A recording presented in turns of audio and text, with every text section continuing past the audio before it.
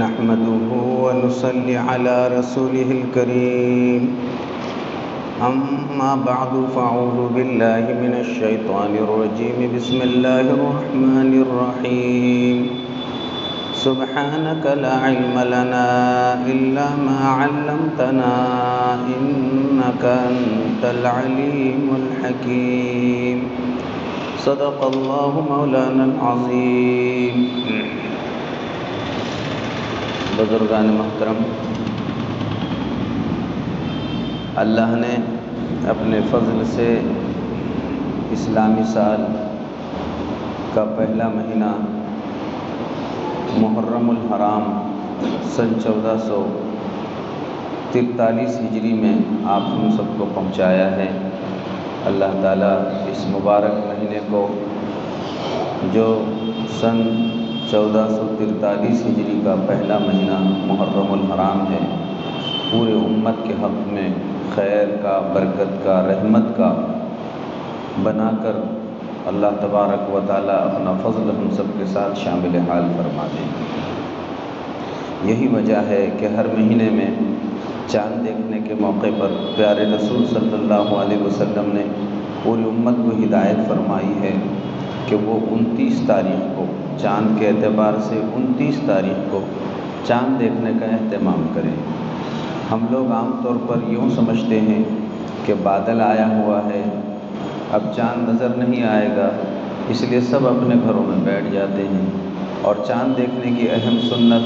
ہم سے دن بدن چھوٹتی چلی جا رہی ہے. اس لیے ہر مسلمان کو چاہیے کہ وہ چاند کے مہینوں اور تاریخوں کو یاد رکھیں، اور جب بھی 29 تاریخ آئے آپ کے لیے کوئی اونچی مناسب جگہ ہیں وہاں چڑھ کر باضابطہ چاند دیکھنے کا اہتمام کریں. چاند نظر آئے نہ آئے لیکن آپ کو سنت کا ثواب مل جائے گا. اور اگر چاند نظر آ جائے تو چاند دیکھنے پر یہ دعا پڑھنی چاہیے: اللہم اہلہ علینا بالامن والایمان والسلامت والاسلام ربی وربک اللہ. اس دعا کا ترجمہ یہ ہوتا ہے کہ اے اللہ، اس چاند کو ہمارے حق میں امن و امان والا اور سلامتی والا ثابت فرما دیجیے. اور پھر چاند کو مخاطب کر کے یہ کہا گیا ہے: اے چاند، تجھے اگر دیکھنے کا اہتمام کیا جا رہا ہے یا تیرے ذریعے سے اگر دن کے بعد رات آتی ہے اور رات میں تو ظاہر ہو جاتا ہے تو یہ مت سمجھنا کہ تو کوئی خدا بن بیٹھا ہے، بلکہ اچھی طرح سن لے: ربی و ربک اللہ، میرا رب بھی اور تیرا رب بھی اللہ ہی ہے، تو معبود نہیں ہو سکتا ہے. جیسے کہ بعض قومیں کوئی سورج کی پرستش کرتی ہے، کوئی چاند کی پرستش کرتی ہے. اس دعا میں ہمارے عقیدے کی اصلاح کرائی گئی ہے کہ عبادت کے لائق، پرستش کے لائق اگر کوئی ذات ہے وہ صرف اللہ کی ہے. اس لیے چاند دیکھتے وقت ہی کہا گیا ہے: ربی و ربک اللہ. اے چاند، تو غلط فہمی میں مبتلا نہ ہونا کہ کوئی تو بڑی مخلوق بن گئی ہے، بلکہ ذہن میں یہ بات رکھ لے کہ میرا رب بھی اور تیرا رب بھی اللہ ہی ہے. جس طرح میں اللہ کے حکم کے ماتحت ہوں، تو بھی اللہ ہی کے حکم کے ماتحت ہے. تو نہ اپنی مرضی سے ایک لمحہ آگے بڑھ سکتا ہے نہ پیچھے ہٹ سکتا ہے. یہی کیفیت سارے مخلوق کی ہے. لہذا تو بھی تابع دار اللہ کا ہے اور ہم بھی تابع دار اللہ کے ہیں. چاند دیکھتے وقت عقیدے کی اصلاح کرائی گئی، لیکن ساتھ میں اللہ کے دربار میں دعا مانگی گئی کہ اللہ سے دعا کرنا چاہیے: اللہ، یہ جو چاند ہم پر طلوع ہو رہا ہے یہ امن و امان والا طلوع ہو جائے، سلامتی اور امن والا یہ طلوع ہو جائے. یہ دعا مانگنے کا اہتمام کرایا گیا ہے. لہٰذا ہر مسلمان مرد و خواتین کو اس کا خصوصی طور پر اہتمام کرنا چاہیے. الحمدللہ یہ اب 1443 ہجری شروع ہو چکی ہے. 43 ہجری کا مطلب یہ ہوا ہے کہ آج جو ہے، چونکہ بدھ کے دن پہلی تاریخ تھی، جمعرات کو دوسری تاریخ ہوئی، آج جمعہ کی تیسری تاریخ ہے، آج 3 محرم الحرام ہے. لہٰذا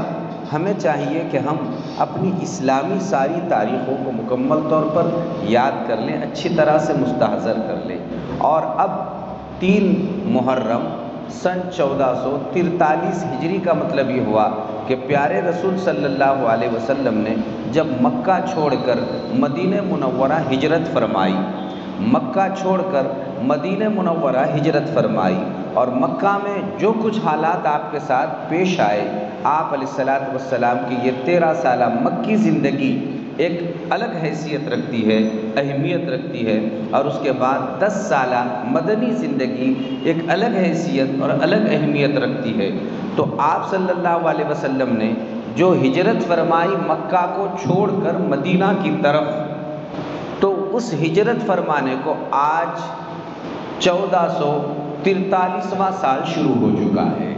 اس وجہ سے اسے 1443 ہجری کہا جاتا ہے۔ مسلمانوں کو یہ وقت یاد رہنا چاہیے ہمارے آقا و مولا جناب محمد الرسول اللہ صلی اللہ علیہ وسلم اور صحابہ پر کیسے حالات آئے، کیسے مسائل آئے، کتنے مشکلات آئے، ان کو مکۃ المکرمہ کو چھوڑنا پڑا، خانہ کعبہ کو چھوڑنا پڑا، اپنے وطن عزیز کو چھوڑنا پڑا، اپنے گھر زمین اور جائیدادوں کو چھوڑنا پڑا، اللہ کا حکم پا کر انہیں ہجرت کرنی پڑی، اور ان ساری چیزوں کی قربانیاں انہیں دینی پڑی۔ یہ صرف اللہ کے کلمے کو بلند کرنے کے لیے تھا۔ اب ہمارے عزائم یہ ہونے چاہیے، اللہ آپ ہمیں جب تک زندہ رکھیں گے، زندگی کے ہر موڑ پر ہم رسول اللہ صلی اللہ علیہ وسلم کا یہ عمل اپنی زندگی میں بھی لینے کی فکر کریں گے، اور جب ہمارے ایمان پر آنچ آنے لگے اور ایمان پر آزادی کے ساتھ عمل کرنے کا ہمیں موقع نہ ملے، تو ایسے موقع پر ہجرت کا حکم ہوتا ہے۔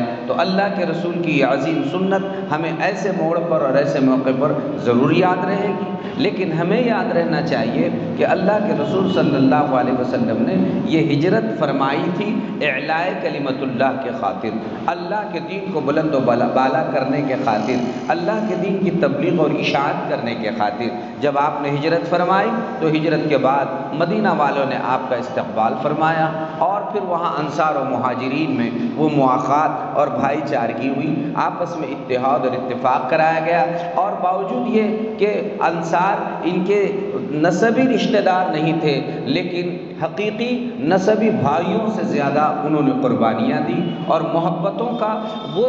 انہوں نے مثال قائم کی کہ قیامت تک واقعی اس کی نظیر نہیں مل سکتی ہے۔ بہرحال یہ تھا ہجرت کا پس منظر کہ اللہ کے رسول صلی اللہ علیہ وسلم نے جس وقت ہجرت مکہ سے مدینہ فرمائی، مکۃ المکرمہ کو چھوڑ کر جب آپ مدینہ تشریف لائے، تو وہ سال سے لے کر اب تک یہ سن 1443 ہجری کا مطلب 1443واں سال اب وہ ہجرت کو شروع ہو چکا ہے، یعنی 1400 سال ہو گئے ہیں، اور اب یہ 43واں سال اس کے اوپر مزید ہوا ہے۔ اس طرح سے یہ 1443 ہجری میں آپ نے ہم نے سب نے قدم رکھا ہے۔ اللہ تبارک و تعالی یہ 1443 سال کی کے پہلے مہینے ماہ محرم الحرام کو پوری امت کے حق میں مبارک ثابت فرما دے، بابرکت ثابت فرما دے، امن و امان اور سلامتی والا ثابت فرما دے، اور خیر اور خوبیاں والا اللہ تبارک و تعالی ثابت فرما دے، اور تمام شرور و فتن سے، اور تمام مصائب و آلام سے،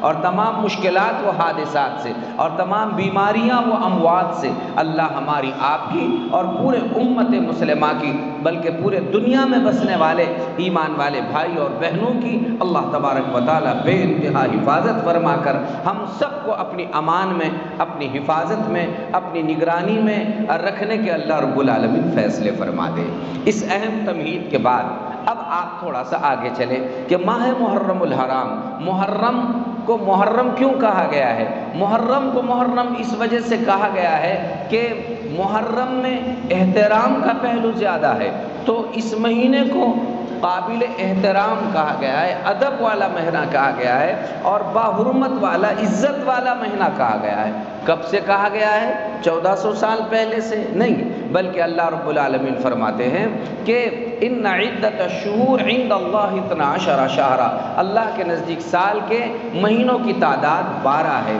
منہا اربعۃ حرم، ان 12 مہینوں میں 4 مہینے قابل احترام ہے، ان 4 مہینے قابل احترام ہے۔ ان 4 مہینوں میں اللہ تبارک و تعالیٰ نے ترتیب بنا دی ہے کہ 4 مہینوں میں جن کو اللہ تبارک و تعالیٰ نے قابل احترام فرمایا ہے، ذی الحجہ، ذی القعدہ، محرم،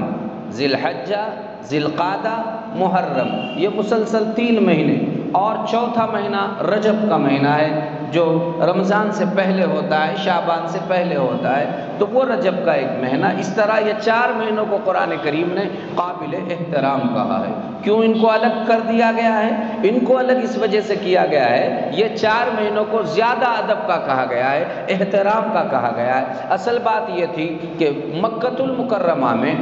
بلکہ عرب میں، وہاں کے دور جاہلیت میں آپس میں جنگ و جدل بہت زیادہ ہوا کرتی تھی، اور وہاں پر مار پیٹ اور لوٹ کھسوٹ بہت زیادہ کیا جاتا تھا۔ لیکن بات یہ ہے کہ اگر سال کے 12 مہینے یہی سلسلہ چلتا رہا تو پھر اللہ کے گھر بیت اللہ کا حج کرنے کون جائے گا؟ عمرہ کرنے کون جائے گا؟ اور کس طرح جائیں گے؟ تو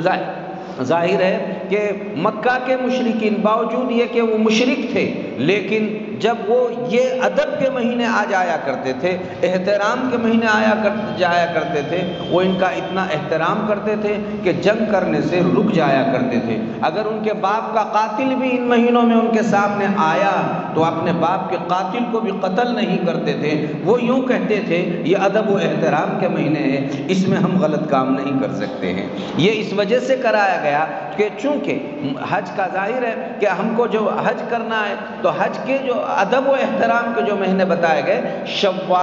حج کے مہینے شوال، ذی قعدہ اور ذی الحج ہے۔ شوال، ذی قعدہ اور ذی الحج یہ جو ہے حج کے مہینے ہیں،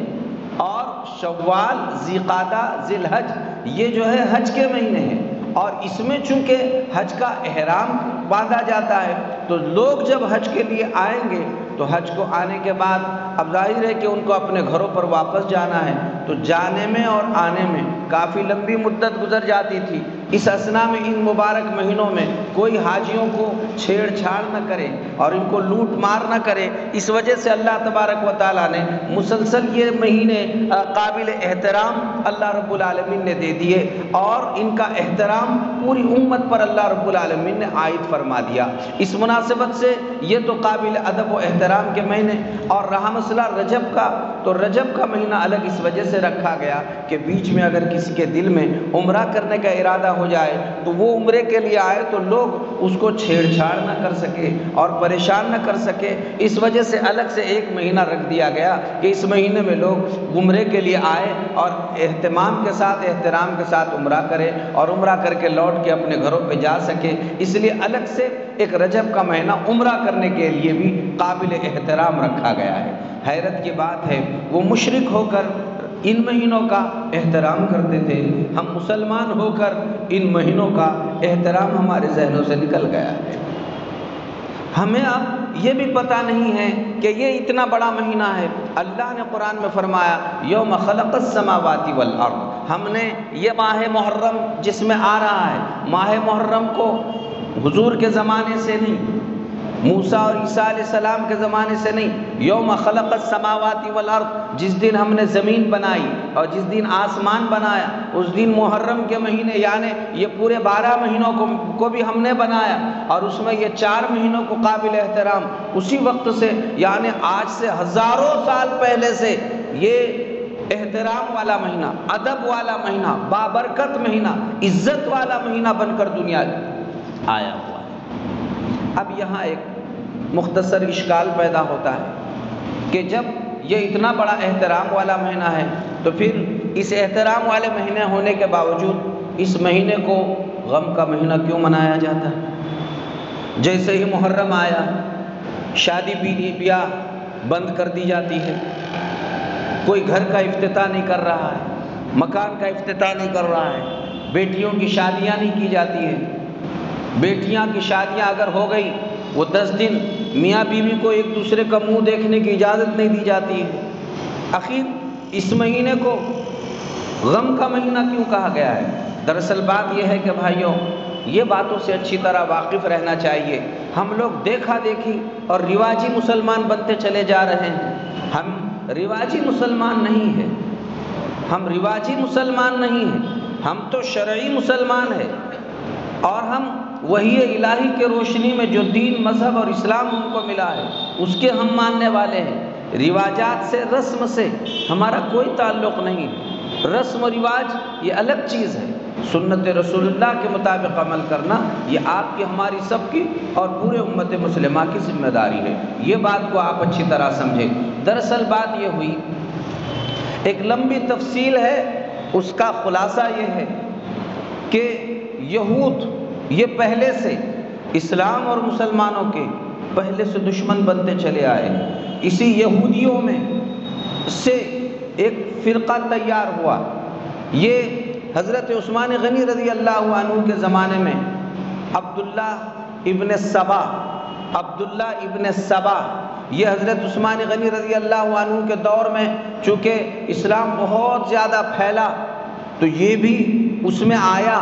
اور اس نے بھی ظاہری طور پر عبداللہ ابن سبا نے اسلام قبول کیا، اور وہ یہ سمجھا کہ میں اگر مسلمان ہو گیا تو میں یہودیوں کا سردار تھا، اسلام لانے کے بعد بھی کوئی سرداری مجھے ملے گی اور بڑا مقام ملے گا، لیکن اسلام تو مساوات کا درس دیتا ہے، یہاں سب ایک جیسے ہیں اور سب کو ایک جیسا رکھا گیا ہے۔ اس نے دیکھا کہ میں نے اسلام قبول کر لیا پھر بھی مجھے بڑا مقام نہیں ملا، اس لیے اس نے حضرت عثمان غنی رضی اللہ عنہ کے ساتھ بغاوت شروع کر دی، اور بغاوت شروع کر کے اس نے تفریق بین المسلمین کا معاملہ شروع کر دیا، اور حضرت عثمان غنی ہی کی اس نے غلطیاں نکالنی شروع کر دی، اور دوسرے علاقوں میں جا کر اس نے بس یہ پروپیگنڈا پھیلایا کہ اصل میں خلیفۃ المسلمین جو پہلے ہونا چاہیے وہ حضور اکرم صلی اللہ علیہ وسلم کے داماد حضرت علی مرتضیٰ ہونا چاہیے، لیکن دیکھو حضرت علی رضی اللہ عنہ باوجود داماد ہے، حضور کے گھر کے رشتہ دار ہے، حسن حسین کے والد ہے،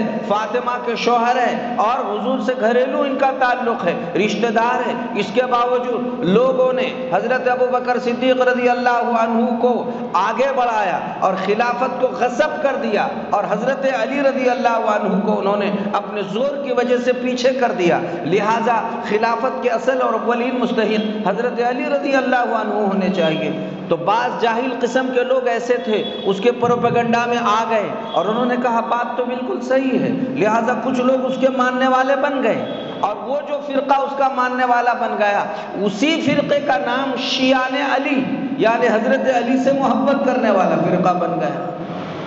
وہ شیعان علی نے تفریق بین المسلمین کا اتنا بڑا کام کر دیا کہ اب یہ مجھے مختصر عرض کرنا ہے، لیکن آپ سمجھے یہ حقائق کیا ہے اس وقت کے۔ آج بھی اس وقت بھی یہودیوں کے بعد سب سے بڑا نقصان اسلام اور مسلمانوں کو پہنچانے کا کوئی فرقہ کام کر رہا ہے، وہ شیعہ کا فرقہ کر رہا ہے۔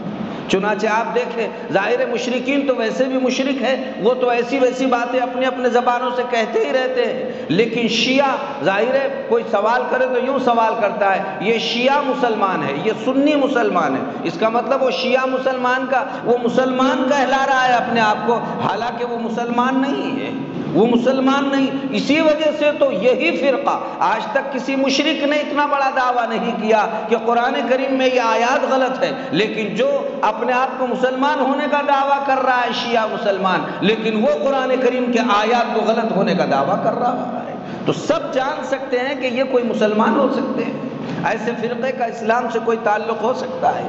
یہ فرقہ عبداللہ ابن سبا کا بویا ہوا بیج ہے جو آج بھی کہیں کہیں ایسے پودے اگتے چلے جا رہے ہیں، اس کی کوئی حقیقت نہیں، لیکن وہ پودے کو ایسا وہیں پر دبا دیا گیا کہ لیکن بات تو ہے کہ انہوں نے یہ شرارت شروع کر دی۔ اب ظاہر ہے کہ ایک فرقہ وجود میں آیا جنہوں نے یہ دعویٰ کیا کہ ہم جو ہے حضرت علی رضی اللہ عنہ کے ماننے والے ہیں، تو شیعہ فرقے نے اپنے اصول مرتب کیے، ان کے اصول کے مطابق ان کے 12 امام ہیں، ان 12 اماموں میں ان کے پہلے امام حضرت علی رضی اللہ عنہ، دوسرے حضرت حسن ہے، تیسرے حضرت حسین ہے، اور ایک 12ویں امام ہے جو قرب قیامت آئیں گے، سر من رعا، ایک غار ہے، اس غار میں ان کے 12ویں امام جا کر چھپ گئے ہیں، اور شیعہ کا یہ عقیدہ ہے کہ انہوں نے ان کا ایک اصلی قرآن ہے، اس قرآن کا نام مصحف فاطمہ ہے، وہ مصحف فاطمہ کو لے کر وہ غائب ہو گئے ہیں، اور قرآن کے 30 نہیں 40 پارے ہیں، اور وہ باقی کے جو 10 پارے ہیں اس میں سب شیعہ کے بارے میں لکھا ہوا ہے۔ اب یہ قرآن لے کر وہ قرب قیامت آنے والا ہے ان کا 12واں امام، تو یہ اس طرح کے ان کے 12 امام ان کے عقیدے کے مطابق انہوں نے بنا لیے، اور پھر وہ فرقے کا یہ عقیدہ ہے کہ چونکہ پہلے پہلے امام حضرت علی ہے، دوسرے امام حضرت حسن ہے، تیسرے امام حضرت حسین ہے۔ اب دھیان سے سنو، حضرت حسین تیسرے امام ہے اور حضرت حسین تیسرے امام ہے، اور تیسرے امام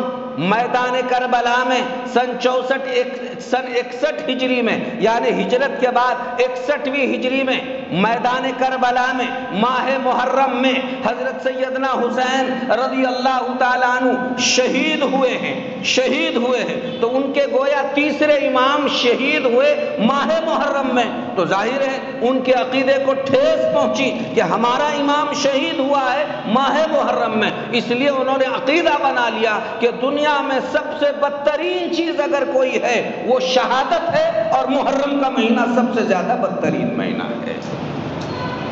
لہذا اس 61 ہجری سے انہوں نے ماہ محرم کو غم منانا شروع کر دیا، اتنا غم منانا شروع کر دیا کہ تب سے لے کر آج تک محرم کی جب پہلی تاریخ آتی ہے، تمام شیعوں کو دیکھیے وہ کالے کپڑے پہنیں گے، وہ ماتم منائیں گے، وہ غم منائیں گے، گھر میں اچھے کھانے پکوان نہیں بنائیں گے، کبھی ان کی شادی محرم کے مہینے میں نہیں ہوگی، کبھی ان کے یہاں دکان کی افتتاح نہیں ہوگا، مکان کا افتتاح نہیں ہوگا، کوئی تقریبات وہ ماہ محرم میں انجام نہیں دیتے۔ وجہ اس کی یہ ہے کہ وہ یہ کہتے ہیں یہ اتنا بڑا غم کا مہینہ ہے، اس میں یہ تقریبات کیسے انجام دی جا سکتی ہے؟ آپ سمجھنے کی کوشش کرو، یہ فرقہ شیعہ ہے، وہی شیعہ نے یہ عقیدے گھڑ لیے۔ حضرت علی رضی اللہ عنہ اصل میں انہوں نے تو ابھی تک تو امام کہا، پھر ان میں غلو کرتے گئے اور یہ غلو کرتے کرتے یہاں تک گئے، اصل میں حضرت علی یہی خدا کے روپ میں دنیا میں ظاہر ہو گئے۔ انہوں نے پھر عقیدہ گھڑ لیا اور کہا اصل میں نبوت حضرت علی کو ملنا چاہیے تھی، لیکن جبرائیل سے غلطی ہوئی، بجائے وہ حضرت علی کے پاس جانے کے وہ محمد صلی اللہ علیہ وسلم کے پاس چلے گئے۔ آپ اندازہ لگائیے، یہ گھناؤنی حرکت کرنے والا فرقہ محرم کے مہینے کو غم کا مہینہ قرار دے رہا ہے، اور اس وجہ سے آج تک وہ غم کا مہینہ قرار دیتے آئے ہوئے ہیں۔ اب وہ نہ شادی کرتے ہیں، نہ کوئی اچھی تقریب انجام دیتے ہیں، اور نہ ہی اس مہینے میں کوئی انہوں نے اچھا عمل کر لیا ہے۔ ان کے ساتھ چونکہ ہمارے ہندوستان میں شیعہ کی حکومت رہی ہے، شیعوں کی حکومت ملک ہندوستان میں رہی ہے، اور کئی برس وہ یہاں کے حکمراں رہے ہیں، اور ظاہر ہے جب وہ حکمراں رہے ہیں تو انہوں نے جب اپنے حکومت کے دور میں اور اقتدار کے دور میں شیعی عقیدوں کو بہت زیادہ پھیلایا ہے۔ اب ظاہر ہے کہ ان کے بیگمات کے پاس یا مسلم عورتیں بھی وہاں جایا آیا کرتی تھی ان کے کام دھندے اور کاروبار کرنے کے لیے، اور ان کے گھروں میں نوکرانی بننے کے لیے، تو انہوں نے عقیدوں کو ان نوکرانیوں میں منتقل کر دیا۔ عورتوں کے عقیدے بہت جلدی منتقل ہو جاتے ہیں، اس وجہ سے عقیدے وہ پھیلتے گئے، اور آج سن 1443 ہجری میں بھی آپ ایسے ہزاروں گھرانوں کو دیکھیں گے انہوں نے اس مہینے میں محض اس وجہ سے شادیاں طے نہیں کی ہے، اس وجہ سے تقریبات انجام نہیں دی ہے، اس وجہ سے افتتاحات نہیں طے کیے ہیں کہ ان کے عقیدوں میں بھی وہ عورتوں نے ڈالی ہوئی گندگی بھری ہوئی ہے، اور وہ یہ کہتے ہیں کہ یہ تو منحوس مہینہ ہے، غم کا مہینہ ہے، اس میں شادی کرنے سے نقصان ہوگا، اس میں افتتاح کرنے سے نقصان ہوگا۔ اس لیے یہ بھی شیعہ کے گود میں جا کر بیٹھ گئے۔ اللہ کے رسول نے فرمایا من تشبہ بقوم فہو منہم، دنیا میں جو لوگ جس قوم کی مشابہت کریں گے، دنیا میں جو مسلمان ہو کر بھی اگر مشرکین جیسا بنے گا اور شیعہ جیسا بنے گا، یہودیوں جیسا بنے گا، کل قیامت کے دن اللہ تبارک و تعالی انہی کے کٹہروں میں ان مسلمانوں کو بھی پھینک ڈالنے والا ہے، انہی میں ان کو ڈال دیا جائے گا جو یہ گندی ذہنیت رکھ کر ماہ محرم کو غم کا مہینہ مناتے ہیں، اور محرم میں وہ شادیاں نہیں کرتے ہیں، اور محرم میں وہ تقریبات انجام نہیں دیتے ہیں۔ اس لیے میرے بھائیوں،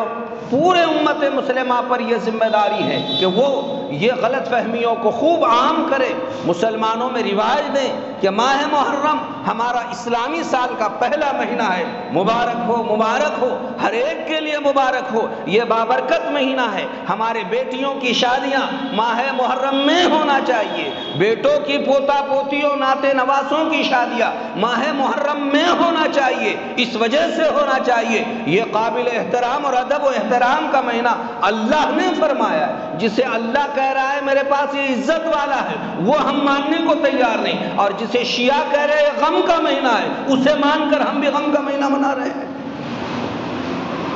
افسوس کی بات ہے، ہمیں اپنی تمام تقریبات ماہ محرم میں انجام دینا چاہیے اور خوب اہتمام کے ساتھ کرنا چاہیے۔ آئندہ سب یاد رکھو، اگر 1-2 مہینے آگے پیچھے کہیں ہو رہے ہوں گے، محرم کا انتظار کیجئے، اور ابھی کوئی تقریبات ہے اور کسی نے آگے رکھا ہے، وہ پلٹ کر آئے پورے مہینے میں جب چاہیں آپ آج رکھیے، یوم عاشوراء میں رکھیے، عاشوراء کے بعد رکھیے، کسی دن، چونکہ یہ اسلامی سال کا پہلا مہینہ ہے، سن ہجری کا یہ پہلا مہینہ ہے، لہٰذا اس میں ہماری یہ ساری تقریبات انجام پانی چاہیے۔ شیعوں کی جس طرح سے ہمیں اس طرح غلط عقیدوں میں پڑھنے کی قطعاً ضرورت نہیں ہے۔ اس لیے میرے بھائیوں، یہ بات خاص طور پر ذہن میں رکھیے، آپ جو باتیں آپ کو عرض کی جا رہی، سب سے بڑی بات اس مہینے کی یہ ہے کہ اس مہینے کو غم کا مہینہ سمجھنے کا تصور ختم کر دیا جائے۔ اور اگر حضرت حسین رضی اللہ عنہ کی شہادت ہوئی ہے، یقیناً بہت بڑی شہادت ہے، اس سے ہمیں بھی جب یہ بات واقعہ، وہ خطرناک واقعہ جب ہمارے سامنے آتا ہے، میرے نبی کے نواسے کو پیاسا شہید کر دیا گیا میدان کربلا میں، تو یقیناً ہمارا کلیجہ منہ کو آ کے لگ جاتا ہے کہ ایسا اندوہناک واقعہ ہمارے نبی کے نواسے کے ساتھ ہوا ہے۔ یہ بہت بڑا حادثہ ہے، بہت بڑا واقعہ ہے، لیکن آپ یہ بھی تو سوچئے کہ شہید صرف حضرت حسین ہی نہیں ہوئے، میرے نبی کے ہزاروں صحابہ شہید ہوئے ہیں۔ بولو، حضرت عمر فاروق رضی اللہ عنہ شہید ہوئے، حضرت عثمان غنی رضی اللہ عنہ شہید ہوئے، خود حضرت حسین کے ابا حضرت علی مرتضیٰ رضی اللہ عنہ شہید ہوئے، ایسے ہزاروں صحابہ، سیدنا حضرت حمزہ ابن عبد المطلب رضی اللہ تعالیٰ عنہ شہید ہوئے ہیں، بڑے بڑے کبار صحابہ شہید ہوئے، لیکن کیا مسلمانوں کو ان کے شہادت کا مہینہ، ان کے شہادت کی تاریخ یاد ہے؟ اگر نہیں ہے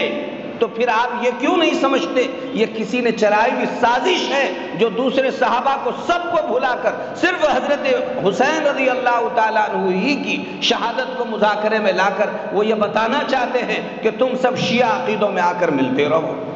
اور سارے صحابہ کو چھوڑ دو۔ ہمارے پاس سارے صحابہ کا مقام و مرتبہ ہے، اور حضرت حسین رضی اللہ تعالیٰ عنہ تو وہ تو نواسے رسول ہے، کیوں نہیں؟ ہم کو ان کی غم، بہت خطرناک یہ واقعہ ہے، لیکن جہاں نواسے رسول کی شہادت ہوئی، وہاں داماد رسول بھی تو شہید ہوئے ہیں۔ حضرت عثمان غنی رضی اللہ عنہ کا واقعہ کیا آپ نے کم سمجھا ہے؟ حضرت عثمان غنی رضی اللہ تعالیٰ عنہ وہ حضرت عثمان غنی ہیں جنہوں نے ہر وقت اللہ کے دین کی خاطر قربانیاں دی ہیں، اور رسول اللہ صلی اللہ علیہ وسلم نے فرمایا، ترمذی شریف کی روایت ہے، لِكُلِّ نَبِيٍّ رَفِيقٌ وَرَفِيقِي یعنی فی الجنہ عثمان، کہ ہر نبی کا ایک رفیق اور دوست ہوتا ہے، اور میرا دوست جنت میں عثمان غنی ہے۔ یہ وہ عثمان ہے کہ اللہ کے نبی کو اتنے عزیز تھے کہ آپ نے پہلی بیٹی ان کے نکاح میں دی، جب ان کی وفات ہو گئی تو دوسری بیٹی کا بھی نکاح حضرت عثمان غنی رضی اللہ تعالیٰ عنہ سے حضور اکرم صلی اللہ علیہ وسلم نے کرایا، اور ایک روایت میں ہے اگر میری 10 بیٹیاں ہوتی اور ایک ایک کی وفات ہوتی تو ہر ایک کو ایک کے بعد دوسری عثمان غنی کے نکاح میں دیتا، اتنے مجھے عزیز ہے عثمان غنی رضی اللہ تعالیٰ عنہ۔ اور پھر یہی عثمان غنی رضی اللہ عنہ اللہ کے پاس بھی اتنے عزیز، اور خود رسول اللہ صلی اللہ علیہ وسلم کے پاس اتنے عزیز۔ ایک مرتبہ حضور اکرم صلی اللہ علیہ وسلم نے فرمایا تبوک میں جانا ہے، کون زیادہ سے زیادہ چندہ لا کر دے گا؟ حضرت عثمان غنی نے اتنا مال اور اتنی اشرفیہ کا ڈھیر لا کر ڈالا کہ اللہ کے رسول نے ایسے ان کی اشرفیوں کو دونوں ہاتھوں میں لے کر اتھل پتھل کر رہے تھے، اونچے نیچے کرتے ہوئے فرما رہے تھے، عثمان اب کچھ بھی کرے فکر کی بات نہیں، انہوں نے دین کے خاطر اتنا لگایا ہے کہ اللہ کے پاس ان کا مقام بن گیا ہے۔ وہ عثمان غنی ایک مرتبہ مسجد نبوی کے چھت پر ان کے گھر کا جب محاصرہ کیا گیا اور یہی عبداللہ ابن سبا نے اپنا ایک لاؤ لشکر اور اس قسم کے لوگوں کو لے کر آیا اور پورے حضرت عثمان غنی رضی اللہ عنہ کے گھر کو گھیرا ڈالا، انہوں نے اپنے گھر کے چھت پر کھڑے ہوئے اور کھڑے ہو کر کہا، ارے مسلمانوں، ارے لوگوں دیکھو میں 40 دن سے گھر میں بند ہوں، میرے گھر میں دانا پانی نہیں ہے، کیا تم کو نہیں معلوم کہ مدینہ میں میٹھا پانی کہیں نہیں تھا اور ایک کنواں بیر روما وہ میٹھا پانی والا کنواں تھا، اور رسول اللہ صلی اللہ علیہ وسلم نے فرمایا تھا مسلمان میٹھے پانی کو پریشان ہے، کون ہے جو یہ کنواں خرید کر مسلمانوں کے لیے وقف کرے گا؟ تو اے لوگوں، میں نے جیب خاص سے پیسے دے کر وہ کنواں تمہارے لیے وقف کیا تھا، تمہارے گھروں کا پانی اگر نہیں دے سکتے کم از کم اسی کنویں کا ایک پانی کا لوٹا اور تم میرے گھر پر پہنچا دو تاکہ میں پانی پی لوں، کیا تم مجھے اسی پانی سے محروم کرتے ہو؟ بلوائیوں نے ایک نہیں سنی اور آپ کو پیاسا 40 دن تک تڑپاتے رہے۔ پھر حضرت عثمان غنی رضی اللہ تعالیٰ عنہ نے فرمایا مسجد نبوی کو جگہ تنگ پڑ رہی تھی، پیارے نبی نے فرمایا کون ہے جو یہ جگہ کو خرید کر مسجد میں وقف کرے؟ میں ہی کھڑا ہوا تھا اور جیب خاص سے خرید کر وہ جگہ میں نے مسجد نبوی کے لیے وقف کیا تھا۔ ارے تمہارے گھروں میں نہ صحیح، وہ کم سے کم مسجد نبوی میں مجھے نماز پڑھنے کی موقع تو دو۔ لیکن ایک نہیں سنی۔ بالآخر جمعہ کے دن عصر کے وقت آپ قرآن کی تلاوت کر رہے تھے اور اس تلاوت پر یہاں پر پہنچے، فَسَيَكْفِيكَهُمُ اللَّهُ وَهُوَ السَّمِيعُ الْعَلِيمُ، ایسے میں آپ پر وار کر دیا گیا اور وہیں پر شہید کر دیا گیا عثمان غنی رضی اللہ۔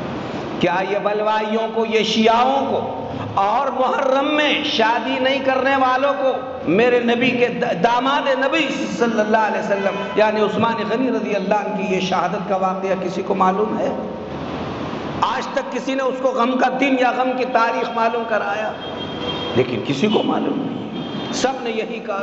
کہہ رہے ہیں کہ حضرت عثمان غنی رضی اللہ عنہ کا واقعہ کسی کو معلوم نہیں، بس محرم کا مہینہ غم کا مہینہ ہے۔ اس لیے جنہوں نے ایسا کیا ہوگا وہ توبہ کریں، اللہ تبارک و تعالیٰ سے معافی مانگے، اگر شادیاں بدل دی گئی ہوگی وہ شادیاں اس مہینے میں کرے، اپنے گھر کے افتتاح کرو بھائیو، دکانوں کے افتتاح اس مہینے میں کرو، اپنے کاروبار تجارت کا آغاز ماہ محرم میں کرو، بیٹیوں کی ناتے نواسوں پوتا پوتیوں کی بیٹوں کی شادیاں ماہ محرم میں کرو، اور اس وجہ سے کرو یہ ادب و احترام کا مہینہ ہے، اسلام کا پہلا مہینہ ہے، اس کی خوب مبارکبادی پیش کرو اور لوگوں میں خوب اس مبارک ماہ کو چلاؤ تاکہ ہماری اسلامی کا غلبہ مسلمانوں پر ہو۔ اور جب تاریخ لکھو تو اسلامی تاریخ لکھو، اسلامی سن لکھو، اسلامی تاریخ اور اسلامی سن کو آگے بڑھاؤ۔ اگر آپ ہم سب یہ کام نہیں کریں گے، ویسے بھی ایک مخصوص رنگ کو دنیا میں پروان چڑھایا جا رہا ہے، آپ بھی اپنے آپ کو بھولتے جائیں گے تو بھائیو آئندہ نسلیں پھر ہمیں کبھی فراموش نہیں کرنے والی ہے، یاد رکھیں۔ یہ حضرت حسین رضی اللہ عنہ کا تو پیغام ماہ محرم کا یہ ہے، ارے نوجوانوں تم ایسے کیا دین و شریعت کو چھوڑ کر گھروں میں بیٹھے ہو؟ غیر اقوام نے کہا کہ اگر تم کو ہاتھ جوڑنا ہے تو ہاتھ جوڑ رہے ہو، وہاں پر اگر کہا ٹالیاں پیٹنا ہے تو ٹالیاں پیٹ رہے ہو، زنار باندھنا ہے تو وہ باندھ رہے ہو، مورتیوں کو ہار ڈالنا ہے تو ہار ڈال رہے ہو، وہاں پر پیشانی ٹیکنی ہے تو ٹیک رہے ہو، اور وہاں پوجا پاٹ کے وقت ہاتھ باندھ کے کھڑے ہونا ہے تو برابر کھڑے ہو رہے ہو۔ ارے تم پر افسوس ہے، تم کو کردار میرا یعنی حسین کا ادا کرنا چاہیے۔ دیکھو جب ایمان پر بن کر آئی تو صرف تنہا حسین نے نہیں بلکہ خاندان نبوت کے 72 افراد شہید ہوئے، 72 افراد خاندان نبوت کے شہید ہوئے، لیکن انہوں نے حق کا بول بالا کیا، باطل کے سامنے انہوں نے گردن کو نہیں جھکایا۔ انہوں نے کہا یہ سب ہو سکتا ہے لیکن اسلام کے بارے میں ذرہ برابر کوئی کسی سے کمپرمائز نہیں کیا جا سکتا ہے، اور تم معمولی معہدوں کے خاطر محض اس وجہ سے کہ تم کسی محلے کے کونسلر بنیں گے، کسی شہر کے تم آمدار بنیں گے، کسی گاؤں کے تم سرپنچ بنو گے، اور کوئی تمہارے پاس تم پرنسپل ہے اور تمہارے پاس کوئی اسکول اور کالج کا عہدہ ہے اور تم تھوڑے سے بڑے سمجھے جا رہے ہو، تو کوئی کہہ رہا ہے یہاں پر آ کر ناریل پھوڑو، تو تم اپنے ہاتھوں سے پھوڑ کر ایمان برباد کر رہے ہو، اور وہاں پر ہار ڈال کر ایمان برباد کر رہے ہو، اور تم اس طریقے سے غیر اقوام کی طرح سے لال رنگ لگا کر، ہاتھ جوڑ کر، ماتھے ٹیک کر اپنا ایمان برباد کر رہے ہو۔ یاد رکھو جن کے ساتھ رہ کر یہ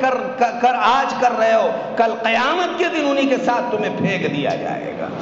پھر وہاں تمہارا کوئی پرسان حل نہیں ہوگا۔ یہ پورے ملک میں، دنیا میں یہ بات کو چلائی جائے بھائیوں کہ شرک کے ساتھ ذرہ برابر کمپرمائز نہیں کیا جا سکتا۔ اگر بھائیوں اس خاطر اگر ہمیں عہدہ چھوڑنا پڑے تو چھوڑا جا سکتا ہے، کرسی چھوڑنا پڑے تو چھوڑی جا سکتی ہے، اور مال و دولت کو چھوڑنا پڑے تو چھوڑا جا سکتا ہے، لیکن ایمان کو برباد نہیں کیا جا سکتا ہے۔ ہمارا ایمان مقدم ہے۔ یہ حضرت حسین رضی اللہ عنہ کی سیرت دیکھیے کہ میدان کربلا میں تڑپتے ہوئے پیاسے جانا پڑے تو انہوں نے کہا جایا جا سکتا ہے، لیکن باطل کے سامنے گردن نہیں جھکائی جا سکتی۔ ان کے ہاتھ میں ہاتھ نہیں، یزیدیوں کے ہاتھ میں ہاتھ نہیں ملایا، اور انہوں نے کہا حق کے خاطر ہم کلمے کو بلند کرنے والے، اس طرح کا معاملہ نہیں کرنے والے۔ اللہ تعالیٰ یہ سچا اور اچھا جذبہ امت مسلمہ کے ہر فرد کو نصیب فرما دے۔ اس مبارک ماہ کا سب سے خاص الخاص عمل اور اہم عمل روزہ رکھنا ہے۔ محرم الحرام میں سب سے خاص الخاص عمل اور اہم عمل روزہ رکھنا ہے۔ تو بدھ کے دن اگر پہلی تاریخ تھی تو بدھ 8، جمعرات 9 اور جمعہ 10، ٹھیک ہے؟ تو معلوم ہوا آنے والی جمعرات کو 9ویں محرم رہے گی اور جمعہ کے دن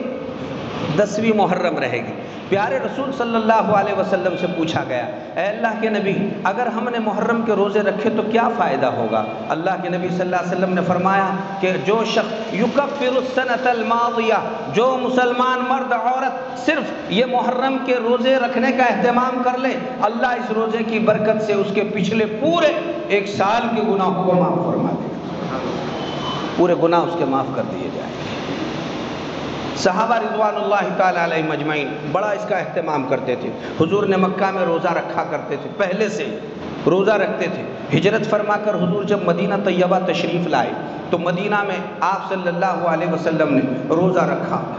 اور روزہ رکھنے کے بعد وہاں یہودیوں کو دیکھا کہ وہ بھی 10ویں محرم کو روزہ رکھ رہے ہیں، تو یہودیوں کو دیکھ کر اللہ کے رسول صلی اللہ علیہ وسلم نے پوچھا بھئی تم روزہ کیوں رکھتے ہو؟ انہوں نے کہا ہم اس وجہ سے رکھتے ہیں، ہمارے پیغمبر حضرت موسیٰ علیہ السلام ہمارے پیغمبر حضرت موسیٰ علیہ السلام ماہ محرم میں اللہ پاک نے ان کو فرعونیوں سے نجات دی تھی، اور فرعون اور اس کے پورے لشکر کو 10ویں محرم کو اللہ تعالیٰ نے دریا میں ڈبو دیا تھا۔ اس کے شکرانے میں موسیٰ علیہ السلام نے روزہ رکھا، تو اسی میں ہم بھی سب روزہ رکھتے ہیں۔ مسلم شریف کی روایت ہے، پیارے رسول نے فرمایا فَنَحْنُ أَحَقُّ وَأَوْلَى بِمُوسَىٰ مِنْكُمْ، موسیٰ علیہ السلام سے محبت رکھنے کے تم سے زیادہ ہم مستحق ہیں، لہٰذا اب آئندہ سال اگر اللہ تعالیٰ نے مجھے بھی اگر زندہ رکھا تو اب 9ویں کے 10ویں کے ساتھ 9ویں محرم کو بھی میں روزہ رکھنے کا اہتمام کروں گا۔ تم یہودیوں کے طرح عبادت میں بھی ہم تمہارے جیسا عبادت نہیں کرنے والے ہیں، تم خالی 10ویں محرم کو روزہ رکھتے ہو، ہم 10ویں کے ساتھ 9ویں کا بھی روزہ رکھیں گے۔ لیکن مسلم شریف کی روایت میں ہے کہ ابھی اگلا سال محرم کا مہینہ آنے سے پہلے ہی حضور کی وفات ہو گئی تھی،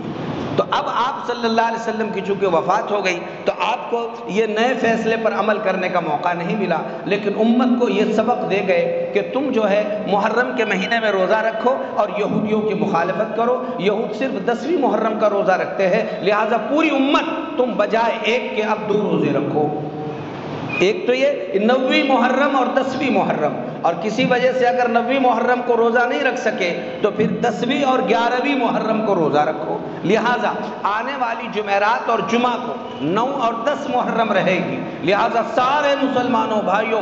اپنے سب مردوں میں عورتوں میں پورے امت میں یہ بات پھیلاؤ، انشاءاللہ 9-10 کو ہم سب روزہ رکھنے کا اہتمام کریں گے انشاءاللہ۔ اور پیارے رسول نے فرمایا یکفر السنۃ الماضیہ، اللہ پچھلے پورے 1 سال کے گناہوں کو معاف فرما دیتا ہے۔ بھائیو ناز کرو، جسے موقع ملے بہت خوش قسمت ہے اور بہت زیادہ اللہ کا گویا وہ مقبول بندہ ہے جسے اللہ موقع دے دے، ورنہ بھائیوں گناہوں کے تو انبار لگے ہوئے ہیں اور توبہ کا تو توفیق بھی نصیب نہیں ہوتی ہے۔ ایسے میں اگر کسی موقع مل جائے وہ بڑا خوش نصیب ہے، لہٰذا سب طے کر لو۔ ایک اہم بات بتائی گئی، ہم کبھی بھی محرم کے مہینے کو غم کا مہینہ نہیں سمجھیں گے انشاءاللہ، ساری تقریبات محرم میں انجام دیں گے۔ دوسری بات، ہم اہل باطل کے ساتھ عقائد میں کہیں بھی کمپرمائز نہیں کریں گے انشاءاللہ۔ اور تیسری بات، ہم 9، 10 یا 10 محرم کو بھرپور مضبوط روزہ رکھنے کا اہتمام کریں گے انشاءاللہ۔ اللہ رب العالمین ان ساری ہدایات پر ہم سب کو بھرپور عمل پیرا ہونے کی توفیق عطا فرمائے۔ وآخر دعوانا ان الحمد للہ رب العالمین۔